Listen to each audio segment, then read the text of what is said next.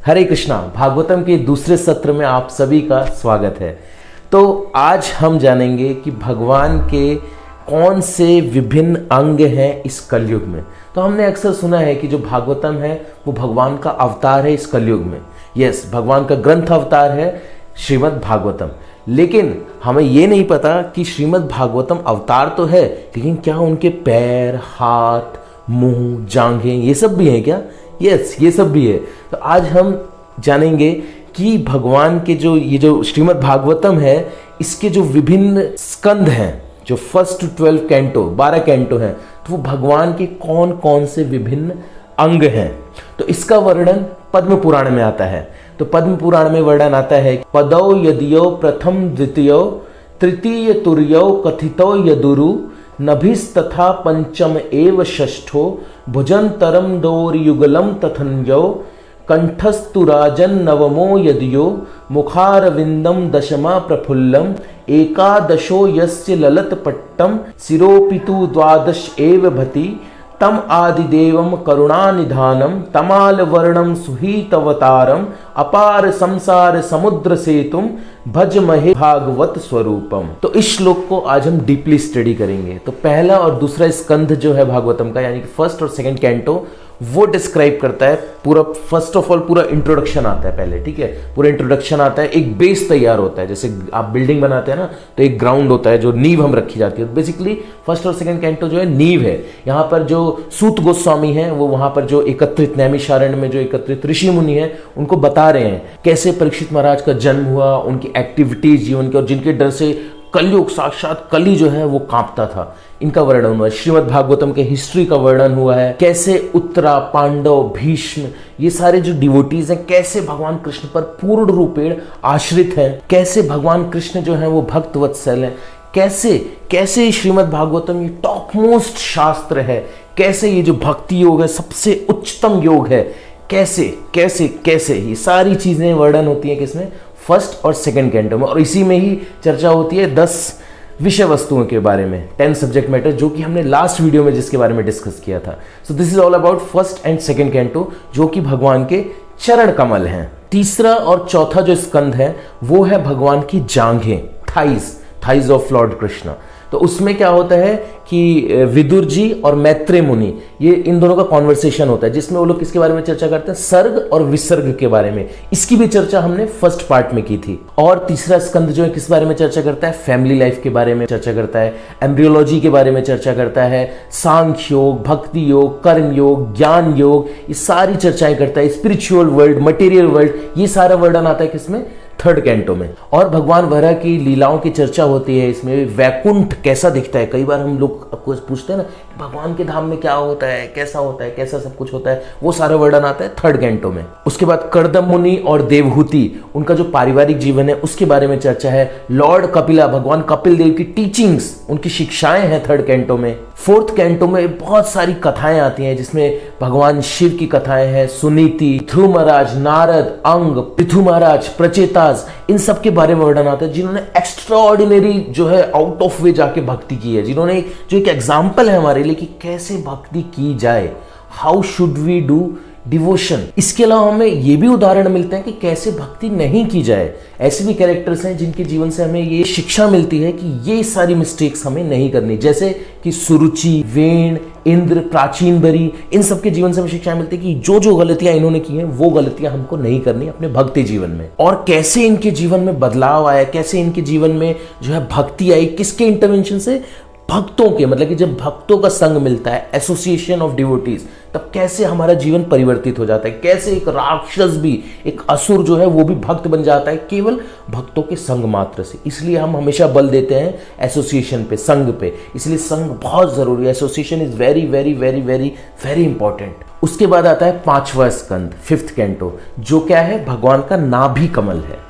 इसमें चर्चा होती है, आगे सुखदेव गोस्वामी जी चर्चा करते हैं, विसर्ग के बारे में आगे चर्चा होती है। और जो प्रियव्रत, राजा प्रियव्रत हैं, उनकी डायनेसिटी के बारे में चर्चा होती है। तो राजा प्रियव्रत जो है वो मनु की ही संतान है और उनके राज्य में जो मेन जो पर्सनैलिटीज हैं जैसे अग्निधर हो गए, नाभि, भगवान ऋषभदेव, भरत महाराज जो कैसे पहले राजा थे, फिर एक जन्म में फिर वो हिरण के रूप में उन्होंने जन्म लिया और फिर एक ब्राह्मण के रूप में जन्म लिया। तो इसमें बेसिकली भक्ति को जो है वो ग्लोरीफाई किया जाता है। और इसमें आगे चलकर किसकी चर्चा होती है? स्थानम, जिसकी चर्चा हमने फर्स्ट पार्ट में किया था। स्थानम में क्या कि जो सारे प्लेनेटरी सिस्टम से कैसे कैसे अरेंज्ड है, कौन सा प्लेनेट कहां पर है, कहां पर है। अभी साइंस हम लोग पढ़ते हैं ना, साइंस में हमको बताया जाता है ये पृथ्वी है, ये सूर्य है, ये चंद्रमा है, ये प्लेनेट है, ये प्लेनेट है, बस खत्म, कुछ जानकारी है ना। लेकिन भागवतम में अगर आप पढ़ेंगे तो पूरा विस्तृत जानकारी आपको मिलेगी, पूरा विस्तृत, all planetary systems, how they are arranged, कहां कहां पर कैसे कैसे कौन कौन सा है, हेलिश प्लेनेट्स जो नर्क हैं वो कहां कहां पर कौन कौन से हैं, कितने प्रकार के हैं, वो सारी जानकारी मिलती है। और इसमें मैत्रेय मुनि जो हैं वो स्वयंभू मनु जो हैं उनके डिसेंडेंट के बारे में चर्चा करते हैं। देवहूति, आकुति, प्रसूति, उत्तानुपात और प्रियव्रत महाराज, इन सब के बारे में हमें जानकारी मिलती है 5वें स्कंद में। उसके बाद आता है छठा स्कंद, 6th कैंटो। 6th कैंटो क्या है? भगवान की छाती, यानी कि चेस्ट ऑफ लॉर्ड कृष्णा। तो ये बेसिकली इसमें किसके बारे में चर्चा होती है? पोषणम, जिसकी चर्चा हमने फर्स्ट पार्ट में की थी, पोषणम। तो पोषणम मतलब क्या है कि कैसे भगवान अपने भक्तों की रक्षा करते हैं, कैसे उनका विशेष ध्यान रखते हैं। इवन कभी कभी भक्त अगर कोई गलतियां भी कर देते हैं तो भी भगवान कैसे उनकी क्षमा करते हैं।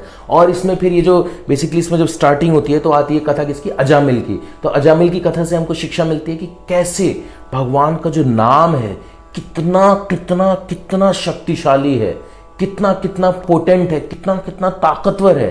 इसके बारे में हमें पता चलता है अजामिल की कथा से कि भगवान का जो नाम है उसमें बहुत शक्ति है। उसके बाद शुद्धदेव गोस्वामी जी दोबारा चर्चा करते हैं विसर्ग की, जिसमें बताते हैं कि जो दक्ष की 60 पुत्रियां थी उनसे कैसे अलग अलग लिविंग एंटिटीज आईं। उसके बाद इंद्रदेव जी ने जो अपराध किए और क्या क्या उन्होंने कैसे कैसे स्ट्रगल किया। और फिर वृत्तासुर की कथा आती है जो अपने पूर्व जन्म में कौन थे? चित्रकेतु, राजा चित्रकेतु थे, तो उन्होंने शिक्षाएं दी। और फिर आगे चलकर दिति और इंद्र जो थे उनका कैसे ट्रांसफॉर्मेशन हुआ, ये सारी चीजें आती हैं 6th कैंटो में। उसके बाद आता है 7वां स्कंद यानी कि 7th कैंटो। 7th कैंटो क्या है? भगवान की भुजाएं हैं, भगवान के आर्म्स हैं। तो इसमें उति के बारे में डिस्क्रिप्शन आता है, मतलब कि इंक्लिनेशन, जो कि ऑस्पिशियस होता है और इनऑस्पिशियस होता है, मंगलकारी और अमंगलकारी। और वो आगे चलकर उसी के अनुसार जो जीव जो है वो कर्म करता है, अच्छे कर्म और बुरे कर्म, और जिन कर्मों के अनुसार उसको आगे चलकर फिर वो सुख भोगता है या दुख भोगता है जीवन में, उन्हीं कर्मों के अनुसार। 7th कैंटो जो है वो 2 तरह की भक्ति के बारे में बताता है। पहला है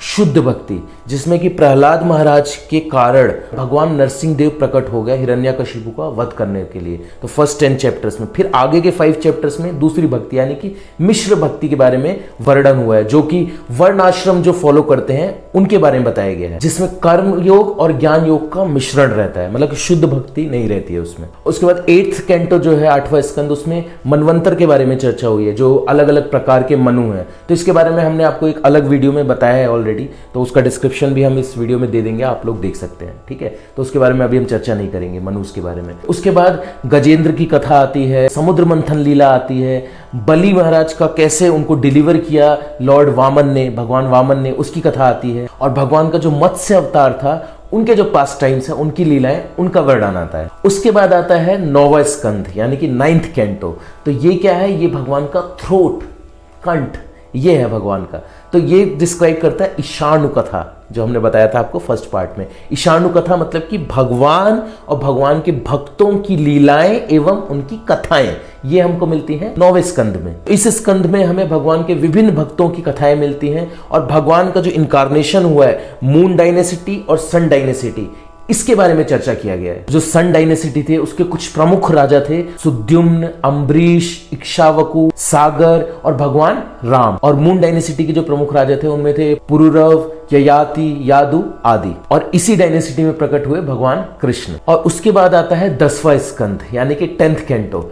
ये जो है सबसे बड़ा, लॉन्गेस्ट अगर हम देखा जाए, ये सबसे ज्यादा इसमें भव्य कैंटो है। और यहाँ पर आश्रय के बारे में चर्चा हुई है। आश्रय मतलब कि कैसे हम भगवान को सरेंडर कर सकते हैं। और इसी कैंटो में भगवान कृष्ण की लीलाएं आती हैं, वृंदावन की, द्वारका की, मथुरा की विभिन्न लीलाएं बिल्कुल विस्तृत रूप में हमको यहाँ पर पढ़ने को मिलेंगी। भगवान कृष्ण की अनलिमिटेड ट्रांसेंडेंटल क्वालिटीज, भगवान कृष्ण का रेसिप्रोकेशन अपने भक्तों के साथ, भगवान कृष्ण की दया, कैसे वो भक्तों को डिलीवर करते हैं, कैसे असुर तक को उन्होंने डिलीवर किया, जो असुर जो भगवान कृष्ण को मारने के लिए आए थे उन तक का कैसे भगवान ने उद्धार किया। तो ये जो स्कंद है 10वां स्कंद बहुत ही मतलब कि एक गिफ्ट है, एक स्पेशल गिफ्ट है, जिससे कि हम भगवान कृष्ण की लीलाओं को सुन सकते हैं, कह सकते हैं, पढ़ सकते हैं। लेकिन हमको कभी भी जंप नहीं करना। We should never jump on 10th canto. 10वें स्कंद पर हमको नहीं, हमको बारी बारी पढ़ना है। First canto, second canto, third, fourth, fifth, six, seventh, eight, ninth, then 10th। Okay, direct jump हमको 10th पे बिल्कुल भी नहीं करना है। उसके बाद आता है 11वां स्कंद यानी कि 11th कैंटो, जो कि भगवान का फोरहेड है, भगवान का माथा। तो इसमें भगवान कृष्ण कैसे डिसअपियर हुए, कैसे जो यदु डायनेसिटी थी उसका सर्वनाश हुआ, ये सारी चर्चाएं इसमें आती हैं। और इसी स्कंद में हमें जो राजा निमि है और नव योगेंद्र हैं उनका कॉन्वर्सेशन हमें मिलता है। और इसी स्कंद में हमें भगवान कृष्ण और उद्धव का कॉन्वर्सेशन मिलता है। जो उद्धव गीता आप लोगों ने सुनी होगी वो यहीं से मिली है। तो इस स्कंद में हमें डीपर नॉलेज मिलता है इस यूनिवर्स के, इस ब्रह्मांड के बारे में, और जो भक्ति है उसमें कैसे और हम तीव्रता से प्रगति करें उसके बारे में हमें जानकारी मिलती है। उसके बाद आता है 12वां स्कंद यानी कि 12th canto, the last one, जिसमें चर्चा की गई है निरोध के बारे में यानी कि डिस्ट्रक्शन। तो 4 प्रकार का डिस्ट्रक्शन यानी कि प्रलय होता है, जिसमें पहला है नित्य प्रलय यानी कि कांस्टेंट डिटीरियोरेशन, मतलब कि नित्य प्रतिदिन, हर समय, हर क्षण, एवरी मोमेंट, मतलब कुछ ना कुछ घट रहा है। यानी जैसे हमारा शरीर ही है, देख लीजिए, तो शरीर का हम हर सेकेंड हम चेंज हो जाते हैं, हमको ये रियलाइज नहीं होता है। हाँ, हम जब 1 साल, 2 साल, 3 साल, 4 साल या 5 साल बाद अपने आप को देखते हैं, पुरानी फोटो देखते हैं, अरे मैं ऐसा दिखता था, ओहो, तब हमें एहसास होता है कि हम चेंज हो गए। लेकिन हर सेकंड हमारे बॉडी में बदलाव हो रहा है, इस प्रकृति में बदलाव हो रहा है, उसको हम कहते हैं नित्य प्रलय। उसके बाद आता है नैमित्तिक प्रलय, मतलब कि ब्रह्मा जी का जब 1 दिन पूरा हो जाता है तब नैमित्तिक प्रलय होता है। 1 दिन पूरा मतलब ब्रह्मा जी के 12 घंटे पूरे हो जाते हैं, यानी कि 14 मनवंतर खत्म हो जाते हैं। एक मनवंतर में 71 चतुर्युग होता है। ऐसे जब पूरे 14 मनवंतर खत्म हो जाते हैं तब ब्रह्मा जी का 1 दिन पूरा होता है, यानी कि 12 आवर, उसे कहते हैं नैमित्तिक प्रलय। उसके बाद आता है प्राकृतिक प्रलय, मतलब कि जब ब्रह्मा जी के 100 वर्ष पूरे हो जाते हैं तो प्रलय आता है, मतलब कि सब कुछ खत्म हो जाता है। और उसके बाद आता है अत्यंतिक प्रलय, मतलब कि फाइनल जो डिस्ट्रक्शन, बिल्कुल मतलब कि हमारा जो फॉल्स ईगो है वो खत्म हो जाता है, जो बेसिकली जिसके बाद हमें लिबरेशन, मुक्ति मिलती है। तो ये थे भगवान कृष्ण के विभिन्न अंग इस कलयुग में, श्रीमद् भागवतम के 12 कैंटोज में, 12 स्कंद में। और ऐसे ही जो भागवतम के अलग अलग श्लोक हैं, जो वो भगवान की रोम रोम रोम रोम है, जैसे हमारे रोम रोम होते हैं ना, तो एक एक श्लोक भगवान का एक एक रोम है, एक एक छिद्र है, मतलब कि हर चीज भगवान का पार्ट है। मतलब हम ऐसे ही नहीं कहते कि मतलब कि बस भगवान का अवतार है श्रीमद् भागवतम, वो है, इट रियली एग्जिस्ट। ओके, सो आज हमने इसके बारे में चर्चा की। नेक्स्ट जो हमारा 3rd सेशन होगा उसमें हम चर्चा करेंगे कि 88,000 जो ऋषि मुनि इकट्ठा हुए थे नैमिषारण्य में, तो उन्होंने सूत गोस्वामी से कौन से 6 प्रश्न पूछे।